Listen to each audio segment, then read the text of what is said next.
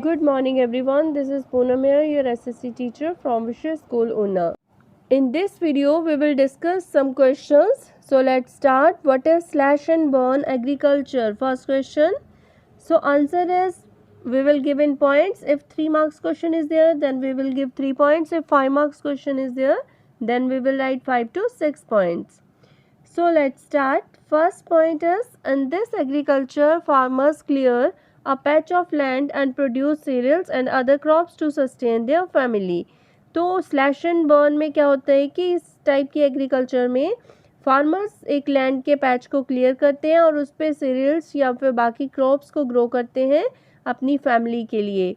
Second point is, when the soil fertility decreases, the farmers shift and clear a fresh patch of land and cultivation. और जब soil की fertility decrease हो जाती है तो farmers वहाँ से शिफ्ट हो जाते हैं और एक और पैच जो लैंड का है उसको क्लियर करते हैं और फिर वहाँ पे कल्टीवेशन करते हैं. Third point is, this type of shifting allows nature to replenish the fertility of the soil through natural process. इस टाइप की फर्टिलिटी लैंड को या सॉइल को नेचुरल वे से रिप्लेनिश होने में हेल्पफुल होती है.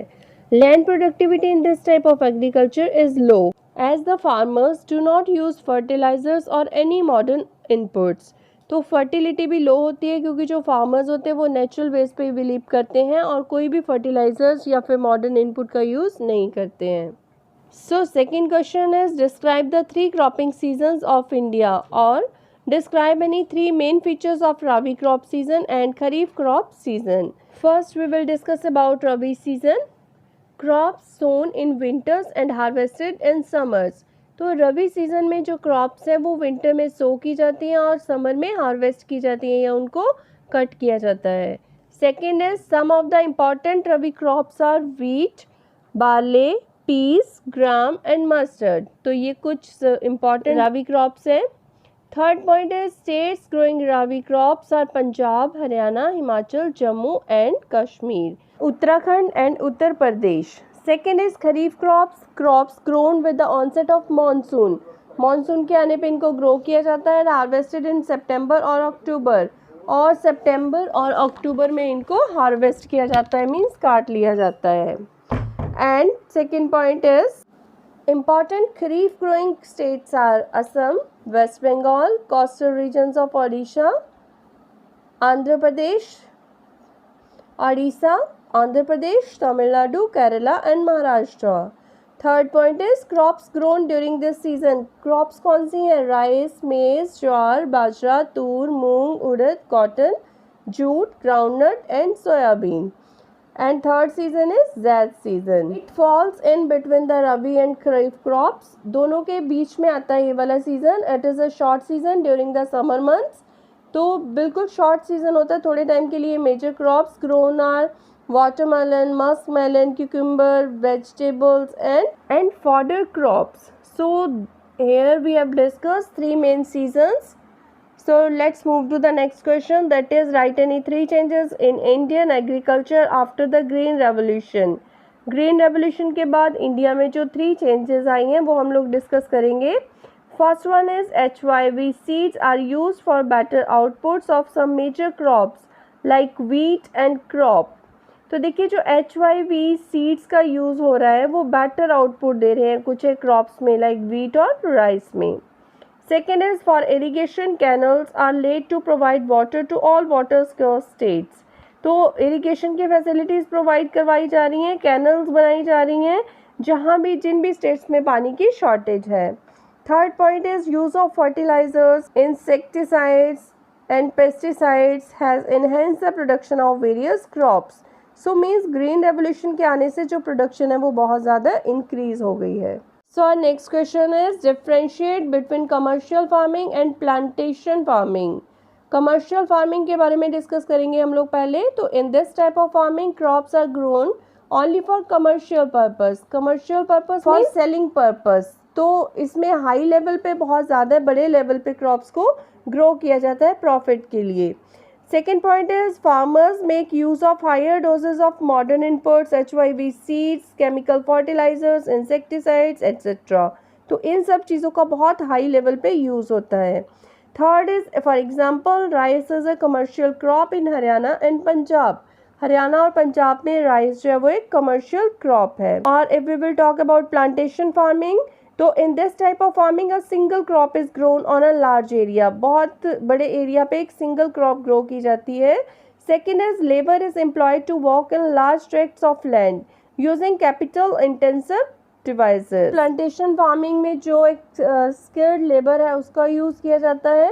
For example tea gardens produce T and coffee plantation produce coffee. Means एक बहुत बड़े एरिया में जो एक ही टाइप की प्लांटेशन की जाती है इसमें। So next question is also very important, what do you understand by Bhoodan और Gramdan? So the answer is some poor landless villagers demanded some land for their economic well-being. Vinoba Bhave could not assure but promised to talk to the government regarding that.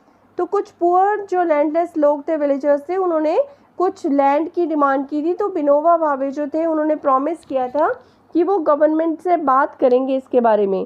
Suddenly Shri Ramchandra Reddy stood up and offered 80 acre of land to be distributed among 80 landless villagers. तो suddenly वहाँ पे एक person थे, श्री रामचंद्र रेड्डी था उनका नाम, वो खड़े हुए और उन्होंने अपनी 80 एकड़ लैंड जो थी वो 80 लैंडलेस विलेजर्स में डिस्ट्रीब्यूट कर दी। This act was known as Bhoodan. तो इस एक्ट को भूदान कहा जाता है, मीन्स भूमि का दान। Similarly, some zimidars, owners of many villages, offered to distribute some village among the landless. It was known as ग्रामदान। तो ऐसे कुछ विलेजेस में जो जमींदार थे, ऑनर्स थे बहुत ज़्यादा विलेजेस के, उन्होंने कुछ एक विलेजेस लैंडलेस लोगों को दान में दे दिए, तो इसको ग्रामदान कहा जाता है। This Gramdan and Bhoodan movement was initiated by Vinoba Bhave. It is also known as the bloodless revolution. तो इसको ब्लडलेस रेवोल्यूशन का भी नाम दिया जाता है। और इसका इनिशिएटिव किसने किया था, स्टार्टिंग किसने की थी? विनोबा भावे ने। So the next and the last question we will discuss is distinguish between primitive subsistence farming and intensive subsistence farming. First we will discuss primitive subsistence farming. It is practiced on small patches of land. Small patches होते हैं land के जहाँ पे ये की जाती है।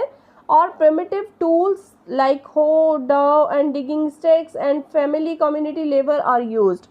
तो इसमें जो प्रिमिटिव मीन्स पुराने टाइम के जो टूल्स थे उन सब का यूज़ होता है। और फैमिली कम्युनिटी लेबर मीन्स अपनी ही थोड़ी बहुत लेबर के साथ काम कर लिया जाता है। मैक्सिमम फैमिली मेम्बर्स इसमें काम कर लेते हैं। इन this type of farming farmers depend on the monsoon and natural fertility of the soil. तो इसमें जो फार्मर्स हैं वो रेनफॉल पे, बारिश पे, मानसून पे डिपेंड करते हैं और नेचुरल फर्टिलिटी सॉइल की। Land productivity in this type of agriculture is low. तो इसमें लैंड प्रोडक्टिविटी फिर ऑब्वियसली लो होगी क्योंकि ओल्ड टूल्स हैं, कोई इरिगेशन की फैसिलिटी नहीं है, कोई HYV सीड्स ऐसी कोई चीज़ नहीं है। तो ये जो है ये हमारी है primitive subsistence. So next is intensive subsistence. It is practised in comparatively bigger land holdings. तो इंटेंसिव जो है ये बड़े बिगर एरिया में की जाती है। इसमें modern inputs like HYV seeds, chemical fertilizers, insecticides etcetera to obtain higher productivity are used. So इसमें HYV सीड्स का भी यूज़ होता है, केमिकल फर्टिलाइजर्स का भी, इंसेक्टिसाइड्स का भी, ताकि जो प्रोडक्टिविटी है वो ज़्यादा हो। In intensive subsistence irrigation facilities like tubewell and canal irrigation is used. So water facility के लिए इसमें ट्यूबल्स, कैनल इरिगेशन आदि फैसिलिटीज़ होती हैं। Land productivity is high as it is meant for commercial purpose. तो लैंड प्रोडक्टिविटी ऑब्वियसली ज़्यादा ही होगी क्योंकि ये कमर्शियल पर्पस के लिए की जाती है। So we have discuss some questions in this video. That's all for the day. Thank you. Have a nice day.